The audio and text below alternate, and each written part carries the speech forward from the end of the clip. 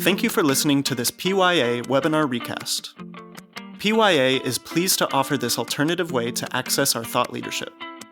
This is a recording of a previously delivered webinar. The information is accurate as of the date of the original event. The video recording, slides, and associated material for this and all PYA webinars are available on our website at pyapc.com. This podcast is for educational purposes only. It is not intended to be used as legal advice or an official opinion. Good morning, everyone. Welcome to the latest episode of PYA's Healthcare Regulatory Roundup webinar series. Today's topic is Getting Paid to Address Social Determinants of Health. PYA is happy to present today's webinar on this important topic.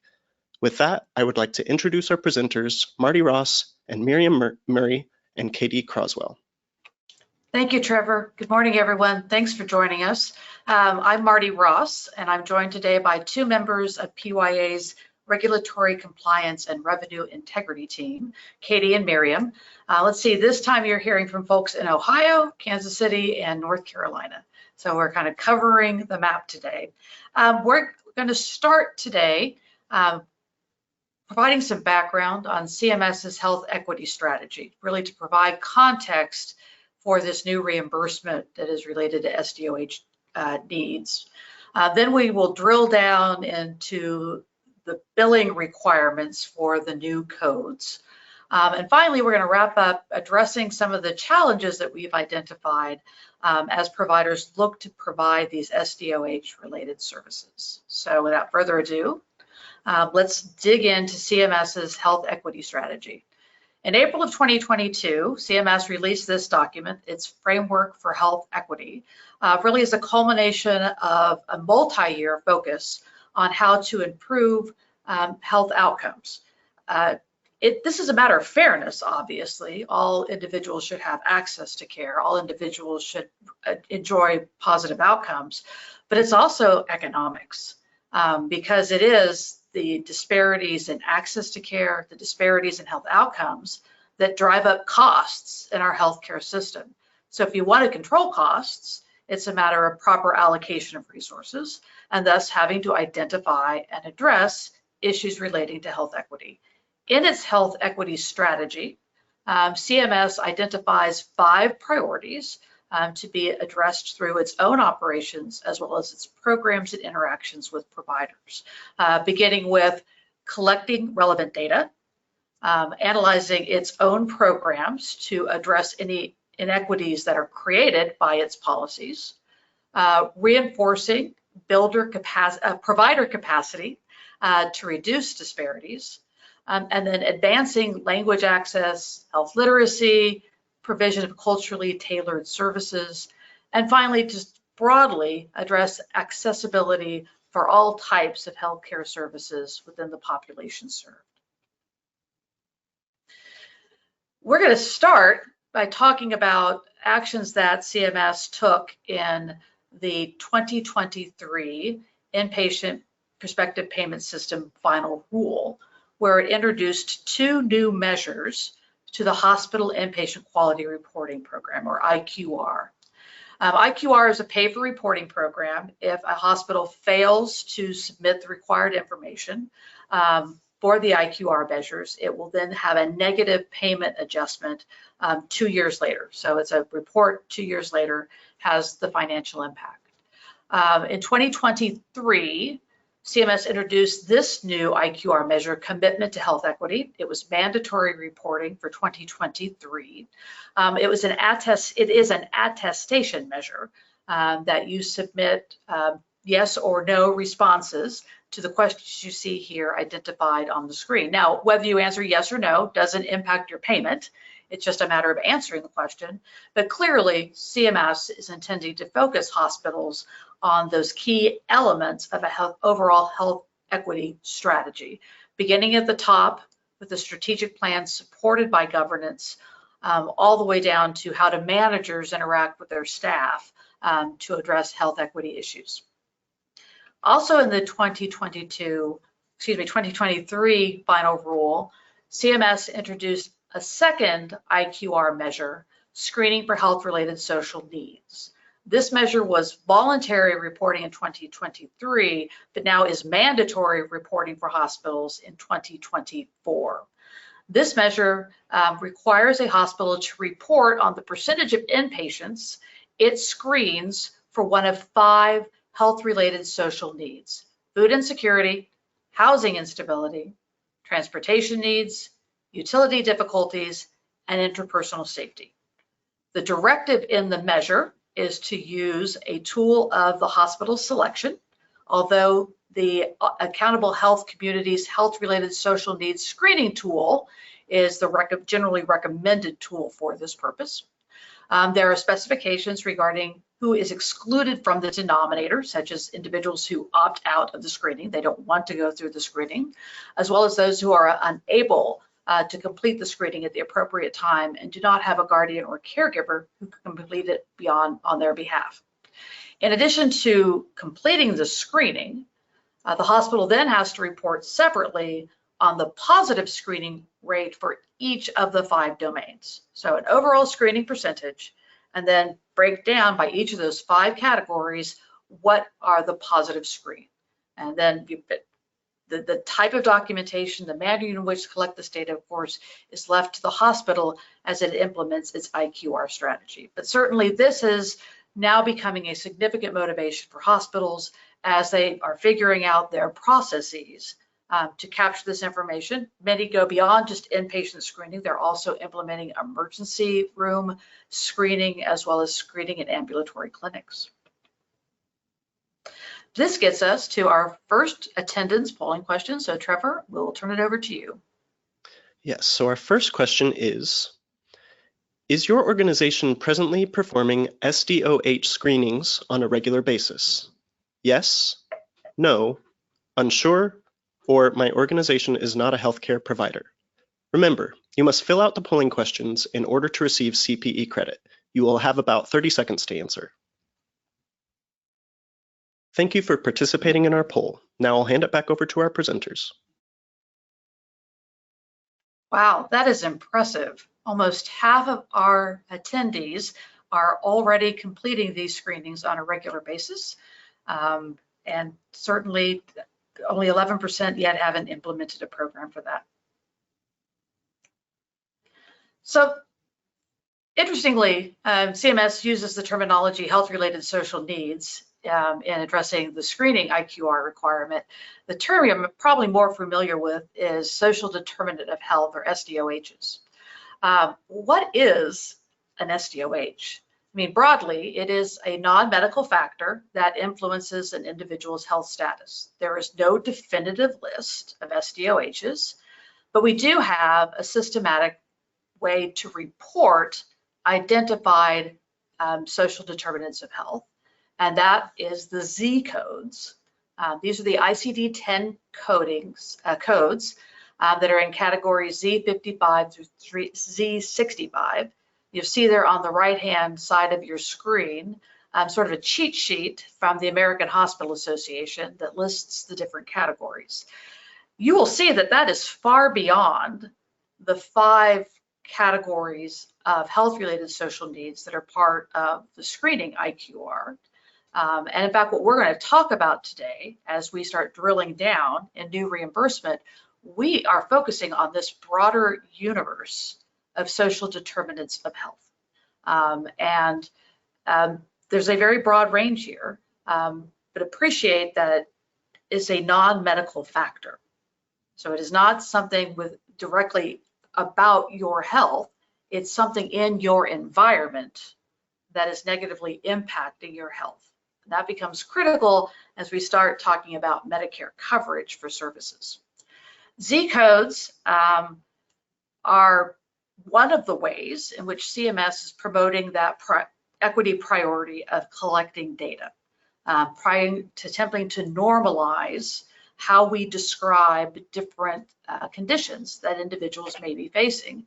And CMS has published some very useful tools regarding the use of Z codes, both the collection of data and then translating that data into the Z code, and then how to analyze your data around Z codes. You'll see there the link to the CMS website where you'll find information on Z codes. Why Z codes become critically important is because one of the strategies that CMS has now engaged is making adjustments to DRG payments based on Z code presence on the claim form. So let's back up a bit. Beginning in this year's 2025 IPPS proposed rule, CMS discusses at length the analysis it has done on claims that have been submitted with the Z codes that relate to housing instability or inadequacy. And you'll see those Z codes again on the right-hand side of your screen. The number CMS is working with, the number of claims are very small. These are in a couple hundred range. But CMS takes that data and looks at the costs associated with caring for patients who have been identified as having housing instability or inadequacy.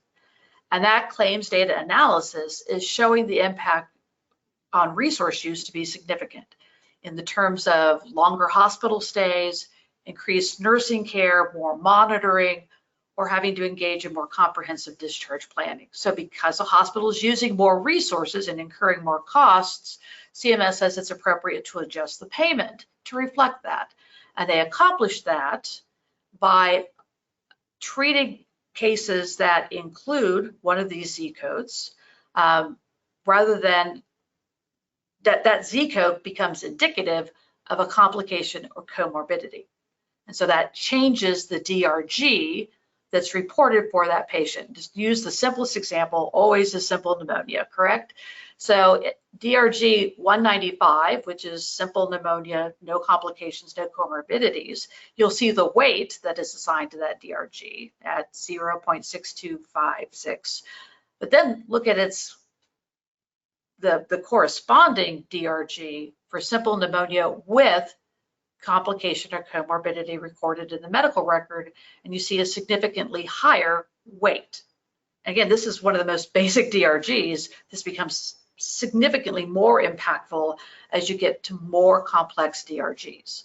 So there's your incentive to begin capturing this Z code data, specifically around housing. It's going to impact your reimbursement.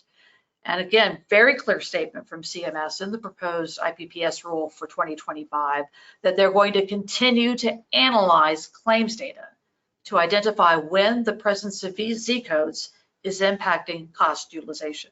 So there's your broader incentive, not just about housing, but as you're collecting this information, doing these screenings, converting that information to Z codes, then including that on the claim, then provide CMS with that data that can result in the higher DRG assignment for that individual patient. So for inpatient services, we certainly are creating a very regimented incentive structure for providers. That gets us to polling question number 2. Trevor? Our next polling question is your organization presently listing Z codes on claims? Yes, to some extent. No, unsure, or my organization is not a healthcare provider. Remember, you must fill out the polling questions in order to receive CPE credit. You will have about 30 seconds to answer. Thank you for participating in our poll. Now I'll hand it back over to our presenters. Thanks, Trevor. Again, wow, almost half of you are already including Z codes on claims. That is excellent. You're doing the screenings and you're getting that data on your claims. Other incentives CMS is creating to help you to incentivize providers to address health inequities are included in this new Transforming Episode Accountability Model, or TEAM. Again, introduced in the 2025 Inpatient Prospective Payment System proposed rule. This is the new mandatory episodic payment model. So if you have been around long enough for comprehensive care for joint replacement and that mandatory hip and knee program, this is yet a broader mandatory episodic payment model extending into numerous different conditions beyond orthopedics. CMS is now proposing that this would begin in January of 2026, and it will select hospitals in 25% of all CBSAs to participate. So if you are lucky enough to be in one of the CBSAs that's selected, you will be participating in this program. There are specific health equity related provisions that are unique to this program. That includes participating hospitals being required to submit health equity plans to show how they intend to address disparities through program participation. And also they'll be required to complete SDOH screenings for individuals who are subject to the bundled payments and report sociodemographic information on those beneficiaries. But what should really capture your attention is that CMS intends to adjust the financial benchmarks, those target prices for episodes, based on beneficiary SDOHs. And where is CMS going to get that information? From your claims data that includes those Z codes. So those of us with experience in episodic payment models appreciate how sensitive those benchmarks are to adjustments, how obviously the benchmark is the game. If you're going to get paid, you have to beat the benchmark.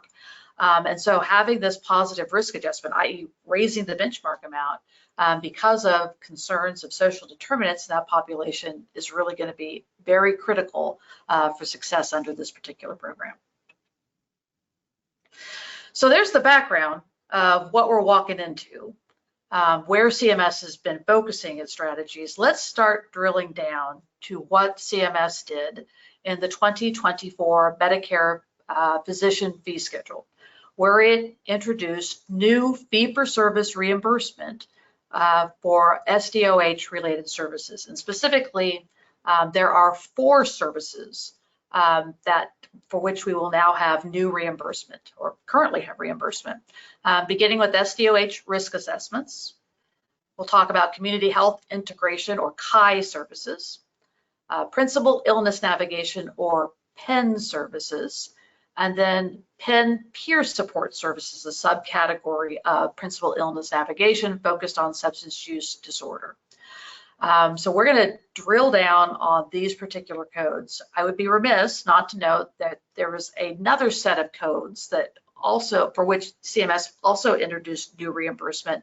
Those are the caregiver training services. So these are reimbursement for a provider providing training to family members or other caregivers as opposed to the patient. We're not going to address those here. We don't believe those are strictly SDOH related services, and CMS has already said that it intends to do modifications to those codes in upcoming physician fee schedule rules. So let's start.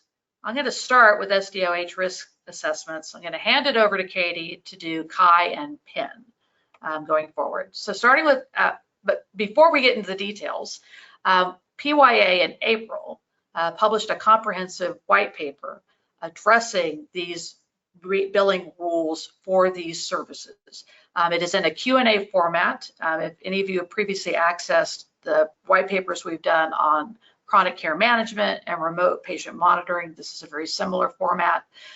We have compiled from last year's physician fee schedule final rule, as well as 2 publications we have from CMS that have gone into greater detail on those rules, including that January 24 Medlearn Matters booklet on health equity services, and then the March 2024 FAQs that CMS published on these codes as well. So that's our source data, but this document will provide that resource to you.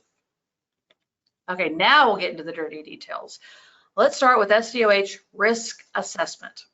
The description for GO136 is an administration of standardized evidence-based SDOH risk assessment tools taking between 5 and 15 minutes and not to be performed more than once every 6 months. The critical word here is assessment, because when we were talking about the IQR, we were talking about screening. And CMS makes very clear that this is not routine screening. We're not paying you for doing those screenings that are required under IQR, or not required under IQR, but the data is collected under IQR.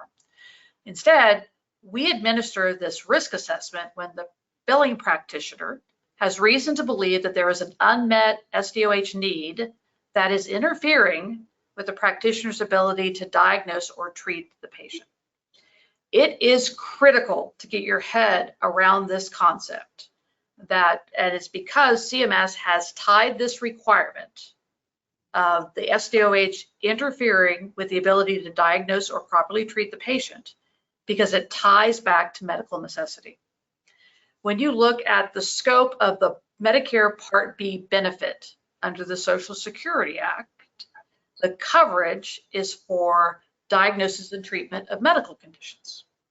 And CMS really struggled with this idea of using Medicare funds to pay for individuals screening for social determinants or addressing social determinants for the Medicare beneficiaries. It needed that link between what a practitioner does, diagnose and treat the patient, and these services that are addressing what are non-medical conditions, but instead social factors that influence those medical conditions.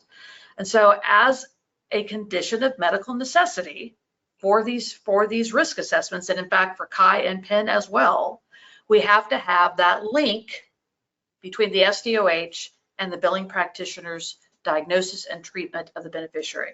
What we need guidance from CMS is, how do we document the reasons in the medical record? Is it enough for the billing practitioner to say, I think there's something here that's some issue with this patient's home environment, with their workplace, with their housing. There's some issue here, I believe, and I need a full assessment of that risk to be performed. So we don't have really clear guidance on what the documentation would be to trigger that medical necessity for SDOH risk assessment. Hopefully we will get more guidance there. In the guidance that we have received, CMS identified 3 permissible tools to use for these risk assessments. Again, its favorite, the Accountable Health Community's Health-Related Social Needs Screening Tool, but also the PREPARE tool, as well as instruments that have been used by MA Special Needs population risk assessments. CMS does direct that any identified needs as a result of the risk assessment need to be documented in the medical record. They do not require, but strongly encourage the use of Z codes for that purpose. CMS, in the proposed rule, had actually required that the risk assessment be performed as part of the E&M service. It backed away from that in the final rule and said there would be circumstances where the risk assessment could be completed after the E&M visit, but noted it would be very rare to complete the risk assessment before the E&M visit. Why? Because that billing practitioner needs to make that determination that there's an unmet need that's interfering with the ability to diagnose or treat the patient. That would, of course, most likely originate from that E&M visit. These services may be performed by auxiliary personnel if you meet the Incident 2 requirements. This is not general supervision. It's still at the level of direct supervision. CMS did not make an exception and provide for general supervision of auxiliary staff as it does for other services, in fact, those that Katie will talk about. But for here, if you have staff performing these SDOH risk assessments, you're going to need to make sure you've met either the in-person / virtual requirement for supervision. CMS did include GO 136 on the expanded Medicare telehealth services list. However, it did not identify it as one of the services that can be performed audio only. So if you are doing this virtually, these risk assessments, it needs to be both audio and visual connection. Finally, what you've really been waiting for, the payment rates for these services, they're not exactly overwhelming. In the non-facility setting, it runs in at about $19. In a facility setting, it's just at $9, but appreciate there's the opportunity for the OPPS reimbursement under APC 5821, which is just under $29. So interesting how you choose to structure this within your organization. Certainly had a lot of conversations with folks about building the infrastructure to perform these risk assessments. Again, constantly going back to this concept, if it has to be tied to the delivery, either the diagnosis or treatment of a condition. So there's our overview for risk assessments. Katie, take it over and tell us all about CHI. Thanks, Marty. I'm going to start with CHI, which is billed with G0019 and G0022. So CHI services are meant to resolve those specific unmet SDOH needs that were maybe identified in that risk assessment tool to facilitate the patient's medical care. CHI services do require an initiating visit. This could be an E&M visit, a transitional care management, or an annual wellness visit in which the billing practitioner identifies the presence of an SDOH need that limits their ability to diagnose or treat the patient. It should be noted that an ED visit, an inpatient observation, as well as SNF E&M visits cannot serve as the CHI initiating visit. Be sure that you're documenting the unmet SDOH need and how addressing that need will accomplish the practitioner's treatment plan. So these services are generally provided by auxiliary personnel, Incident 2, and these can be provided under general supervision rather than direct. However, they are billed under the practitioner who conducted the initiating visit. This can be physicians, nurse practitioners, certified nurse specialists, midwives, or PAs.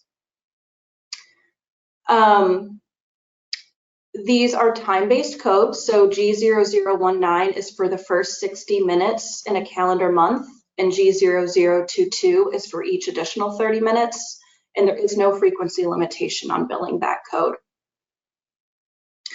The personnel providing these services must be certified or trained to provide the services and authorized under state law or regulation.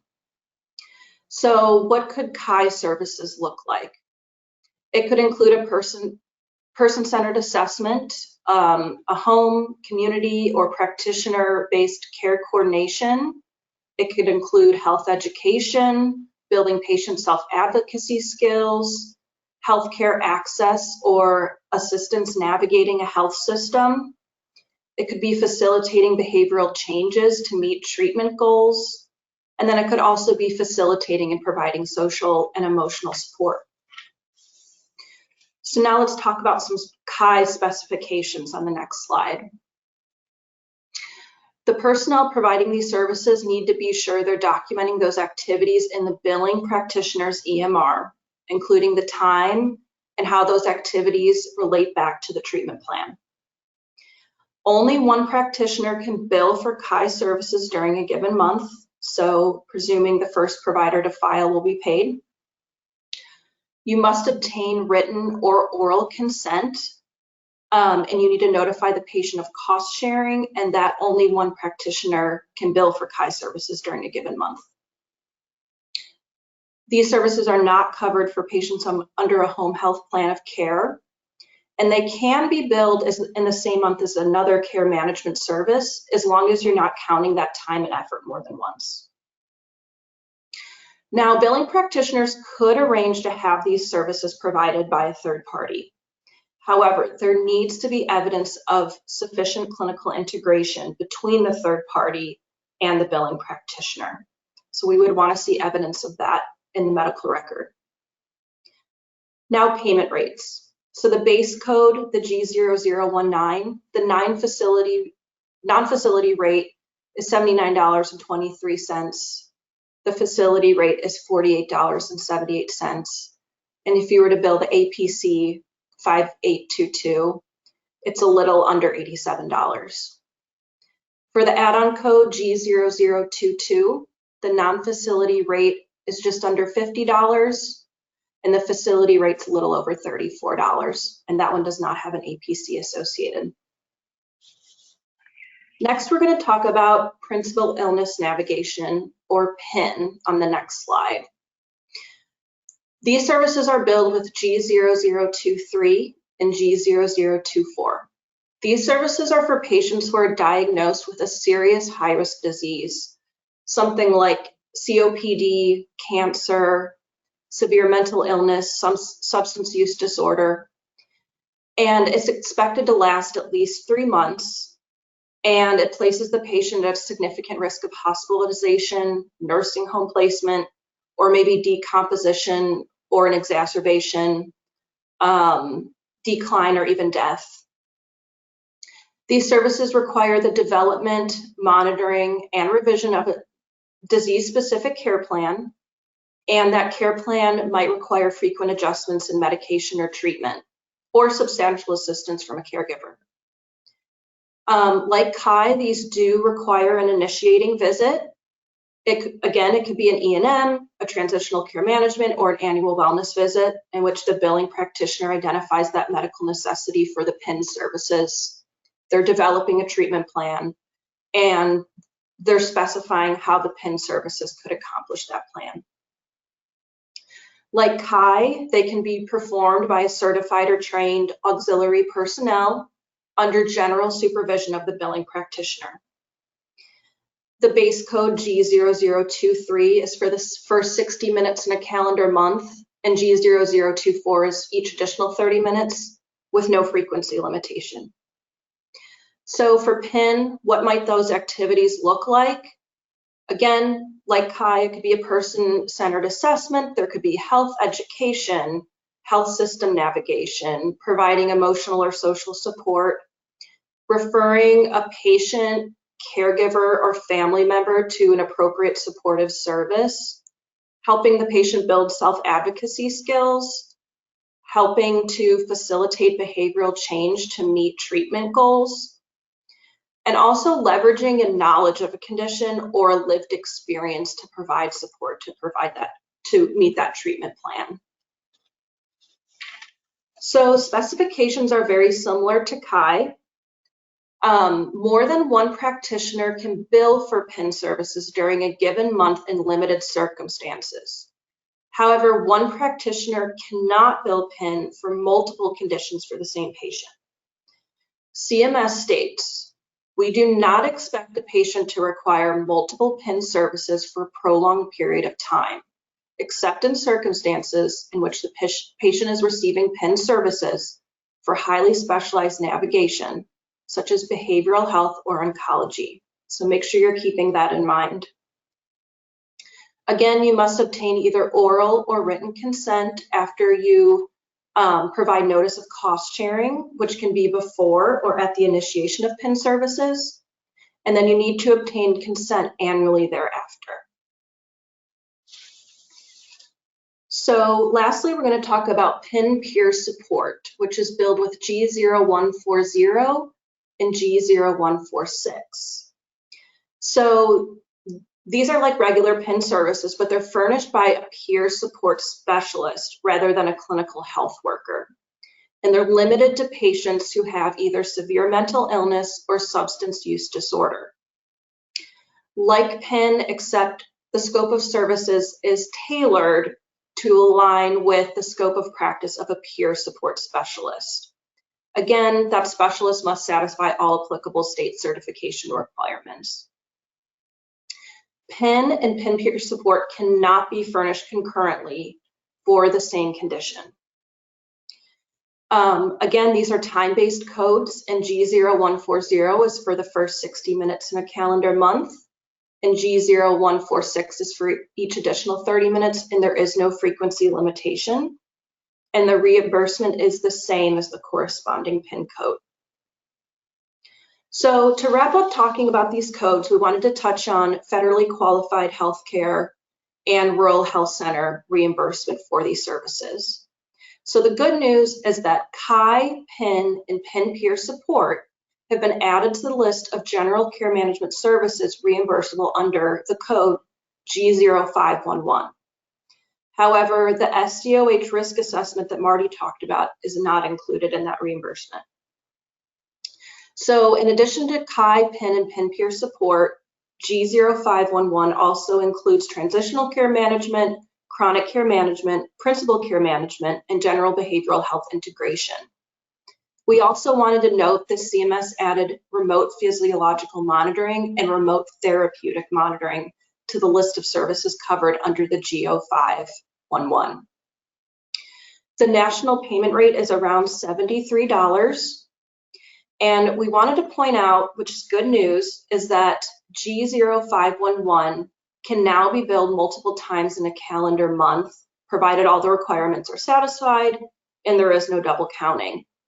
When CMS provided guidance on this code back in December 2019, they were only allowing 1 unit of G0511 to be billed. So that's a change we wanted to note. We still don't know if the SDOH add-on codes equal another unit of G0511. CMS hasn't clarified, so we'll have to stay tuned on that. That wraps up talking about billing for these services. So now we're going to move on to our third polling question. Our next question is, what is the biggest challenge in providing SDOH-related services? Inadequate reimbursement? Workflow adaptation? Engaging patients? Securing trained or certified staff? Or providing general supervision? Remember, you must fill out the polling questions in order to receive CPE credit. You will have about 30 seconds to answer. Thank you for participating in our poll. Now I'll hand it back over to our presenters. Well, this is interesting. We have a little bit of everything, don't we? All right, let's move on to the next. We're going to talk a little bit about the challenges that we face.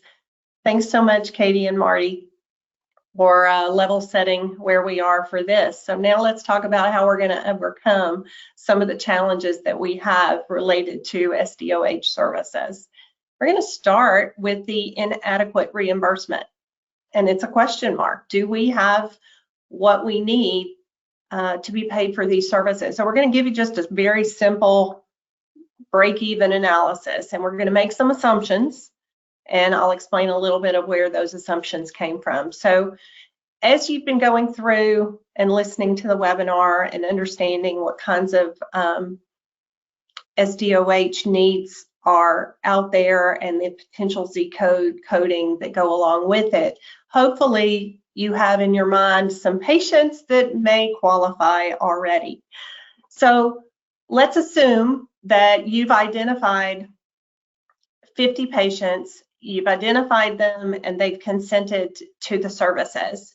And I'm just going to make this easy. I'm going to assume it's a CHW person or CHW services, as well as what the monthly cost is for a CHW. So it's asterisk there's an asterisk there for a reason, because it's like, okay, where did you come up with $3,500? Well, the $3,500 comes from, we took it from MGMA and assumed that a CHW is comparable to a medical assistant from a salary standpoint, which is approximately about $42,000 a year, and that's all in including benefits.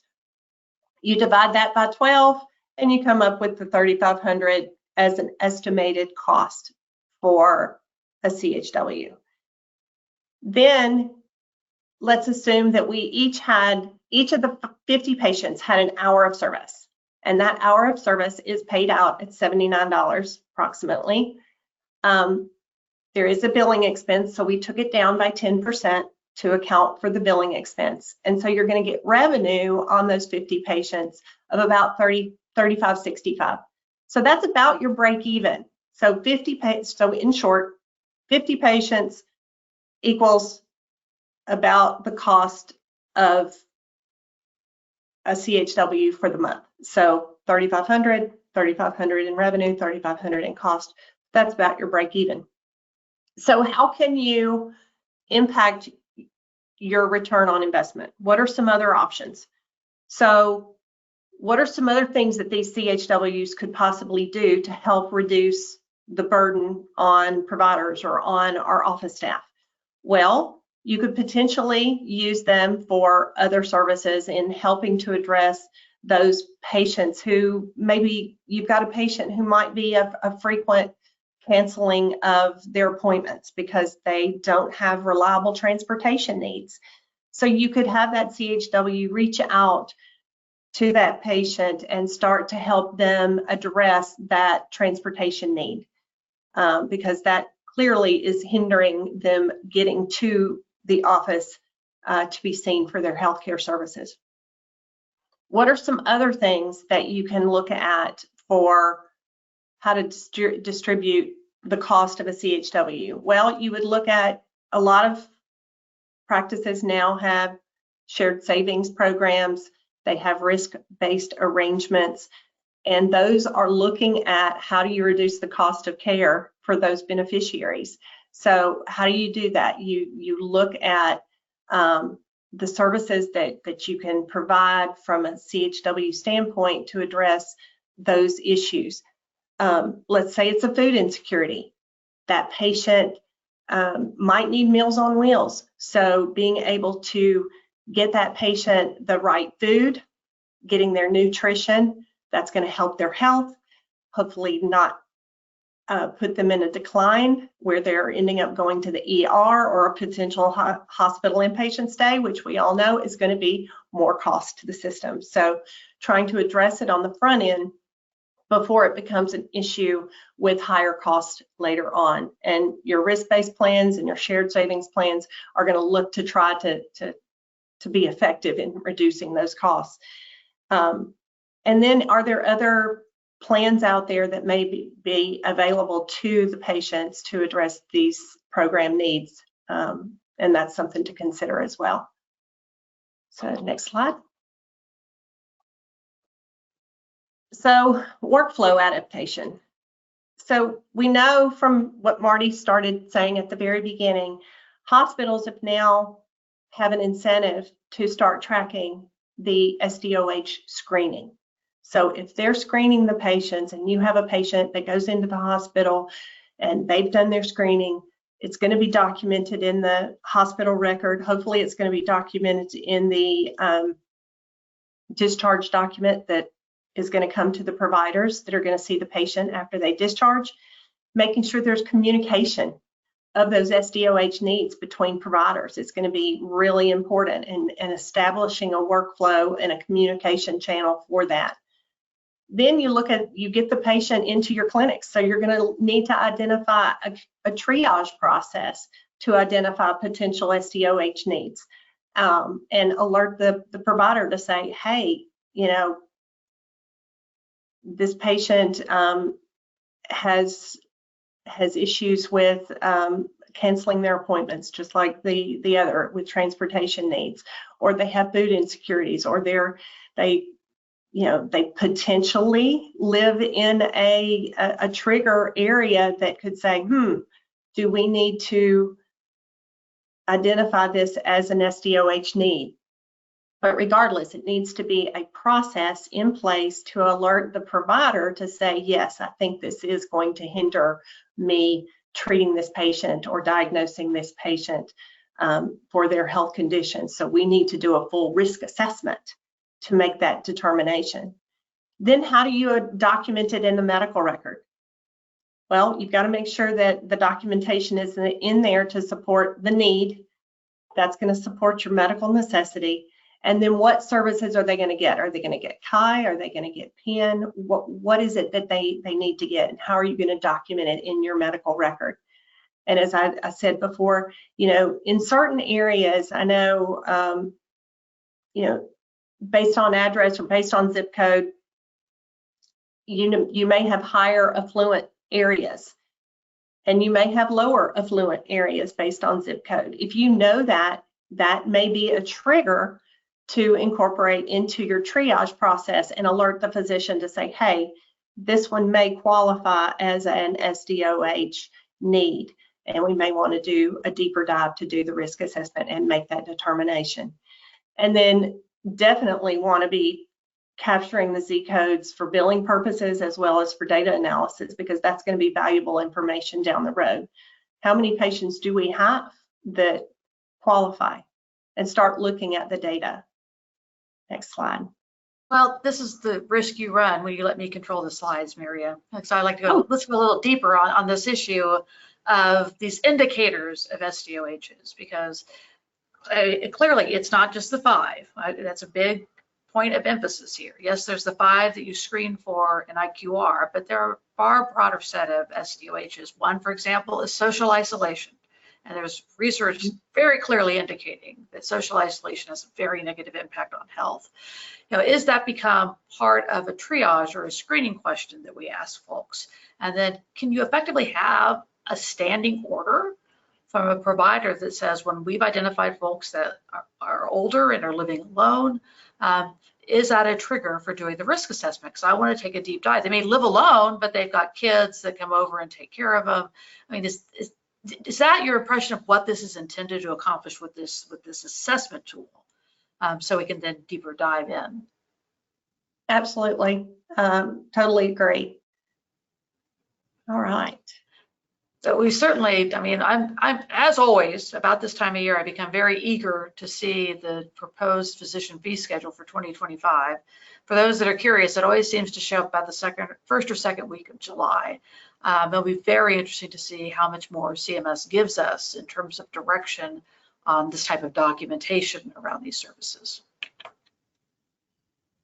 Excellent. All right, moving on to engaging patients. And as I said before, you're probably starting to think, all right, how many patients do I have?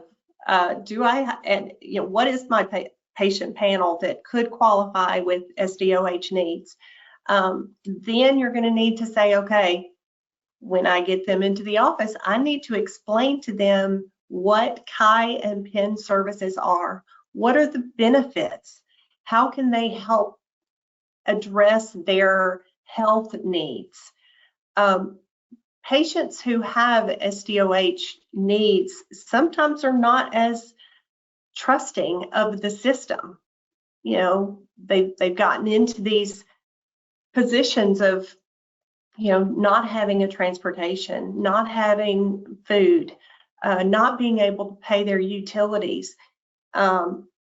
It's real, and you have to take that additional step of educating these patients what these services are and how they can benefit them. Are there other care management services that the patient could benefit from medically as well? And understanding how those work together. As Katie said, you know, you've got to obtain consent. It has to be documented in the record, whether you get it orally or in writing. It has to be part of the medical record. You have to address cost sharing cost sharing portion that applies to these services, but also you know, for patients who are Medicare, you know, sometimes they have supplemental insurance and sometimes they don't. So they may have other needs to help them in covering their copay. You know, you need to look at, do you have a financial assistance policy or a charity policy? Those are some of the things that you want to look at when you are starting to engage your patients. But another big one is addressing the cultural and language differences. So you may be in an urban environment and you may have patients that have multiple different languages that you treat, multiple different cultures that you treat. What available resources do you have to address all of these different pieces and parts for the patients? But we also have to deal with ACA and 1557, which is the non-discrimination rules. And you can't just say, oh, well, I don't have anybody that speaks Spanish, so I'm not going to be able to address that need. That's not acceptable. We still have to address those needs as providers. And so making sure that we can address them and looking at what those resources are out there, whether you go with a CBO or whether you hire in-house. Anything else? I'm going to add one more thing here. I mean, and I think it kind of pull down some experience from care management services like chronic care management. It's surprising. You know, a lot of folks that are eligible for those services, multiple chronic conditions, but when the provider discusses with them, they often refuse the service, in part because they don't like the what they perceive as interference, but oftentimes it comes down to this copay. And very few services out there we have to actually call out to the patient, and you're going to owe a copay. So this seems different to them when you talk about it. But this isn't, don't underestimate that this is as an obstacle that has to be overcome, and be prepared to address with patients these concerns about copay. I mean, we're in a rock and a hard spot because the Civil Money Penalties Act says we can't waive copays because that's offering something of value to a beneficiary. But there are ways to have good conversations with patients about this additional cost. And, save your breath. CMS, every year CMS gets comments to these rules that say, why don't you waive the copay or deductible for these services? And every year CMS says, we don't have the authority to do that. Well, by the way, who does have the authority to do that? Our friends over at the Office of Inspector General, because during the PHE, if you recall, they waived the copay and deductible for all these services. They determined that was, and it wasn't waiver, excuse me, it was a notice of non-enforcement priority. I don't know why this wouldn't be an opportunity to expand these services, which CMS says are vital, and OIG come in and say, hey, this is not an enforcement priority when you waive services, waive copays for folks that don't have supplemental coverage. So off my soapbox, sorry, Miriam, on to our next obstacle. That's a great point. Great points, and it is something that I wish they would consider too. And maybe they will down the road. They haven't yet, but there's always hope. You never know. All right, moving on to securing staff. All right, so we have, and just for clarity, your CHW or your peer support specialist may need to be licensed in the state or certified in the state that you're in. So you need to determine, are you going to buy the services? Or are you going to build the services? Some of it, I think, depends on what your volume of patients are. Do you have enough that you really can support hiring a CHW?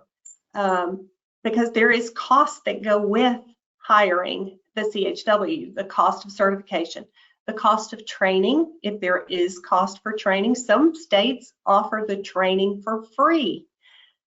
Some don't, but some do. If you are hiring in-house, that person has to have appropriate skills to be able to connect with the patients, but they also have to have really strong connections with communities, and they need to know where those resources are to be able to help the patients address these needs. And then the job responsibilities, if you hire somebody in-house, are you going to have enough caseload to keep them busy full-time, or will they need additional cross-training because they're going to also serve as someone who helps at the front desk? Because remember, your CHW or your peer support specialists are not clinical. They're not considered a clinical staff. So they're not an MA, even though that's what I use to liken for a comparable salary. They technically are not. And so you couldn't use them as clinical staff. Then you look to say, okay, I'm going to contract with a CBO, a community-based organization. Well, what are they? Where are they? How many do I have? Identifying where your local CBOs are. Area Agencies on Aging is an excellent resource. There are faith-based organizations that provide some of this SDOH needs. I know Jewish community centers in larger cities have some of these services that they offer. Meals on Wheels is another option. But knowing who your CBOs are, well, then you're going to need to contract with them. So you've got to go through contract terms. You're going to need to figure out what your payment rates are. So as part of payment rates, your CBOs are going to look to cover the cost of the services that they're providing. So even if we were hiring and we know what it costs to hire one, that's what the CBO is going to look to do too, because they're going to want to cover their costs. And then making sure if you do go with the CBO that there is oversight and a degree of integration with the billing provider, meaning that billing provider is available to address any questions that may come up as the CBO is performing their activities. But then how are the CBO personnel going to document? Are they going to document in the EMR? Are they going to document in a separate document that's going to get scanned into the EMR? How are they going to track their activities, and how are they going to track their time? Because they have to track their time in order for us to be able to bill appropriately. And then consolidated services under the ACO. If you happen to be a practice that is part of an ACO, maybe you have the ACO or the ACO hires a CHW, and that cost of the CHW is spread across all of the practices, and they assist in that manner. So that's some options. And then providing general supervision. So this is the biggie. And the biggest difference between general supervision and direct supervision is there is no physical or virtual presence requirement for general supervision. The role of the billing practitioner under general supervision is to ensure that the staff is competent, that they provide program oversight, and that they are available to address the issues. Bottom line, they can delegate the responsibility, but I can tell you 100% the provider is liable for those services if they delegate them. But they have to make sure that the auxiliary staff that they utilize are appropriately trained. They, again, are competent and they're able to do the services. And the biggest difference is that the billing provider has to be engaged in the process of delivering CHI and PIN services. So if you leave here without anything else, make sure that your providers are engaged in the delivery of these services. But what does that mean from a documentation standpoint? Making sure that there's something in the record to prove that they were engaged and that the services were necessary because they were hindering or impacting the provider's ability to treat that patient's condition. What does that mean? Do they need to document in the record? Do they need to review the auxiliary staff documentation and sign off? That's not a requirement, but how are you going to prove it? Prove that there has been engagement from the provider side. I don't have a magic wand. I can't tell you how this has to happen, but it's something to consider when you're delivering the CHI and PIN services, to make sure that providers understand that they have to be engaged on these services in order to prove medical necessity, right? Yeah, right. Again, going back to the experience with care management, we've grappled with what's general supervision. But with these services, we've got this added layer of medical necessity being dependent on the engagement of the physician, because remember, it's got medical necessity means it has to tie to a medical condition, diagnosis, treatment, of medical condition. And so to tie these SDOH services back to that, got to show what that level of physician engagement is. So this is one that's, I think, another example of how we're going to figure out how it goes. At that point, let's close out here. Miriam, just sort of talking about other challenges that we see. Absolutely. This slide didn't go, but that's okay. There it goes. I can talk to, okay. It's new. It's new for Medicare to take these services on. So making sure that you put some processes in place, you put some, you're going to have to develop your model. There isn't one to go by. So, how you develop that model is up to you, but making sure that you put some processes in place. Maybe you need policies in place as well. Provider resistance is real. There are providers out there that are like, no, I was trained to treat their medical condition. I was not trained to treat their social issues. So there is that has to be addressed as well. And then if there are overlapping care management services, such as transitional care services or chronic care management services, making sure that you're aligning with those other services, overlapping of services, but making sure that you don't double dip on tracking of time for those services so that you don't get into billing issues. And I'm going to let Martie close us out here. Well, there we go. Yeah, I mean, this is interesting because you've got clinical staff that are providing chronic care management and this non-clinical community health worker providing these SDOH related services.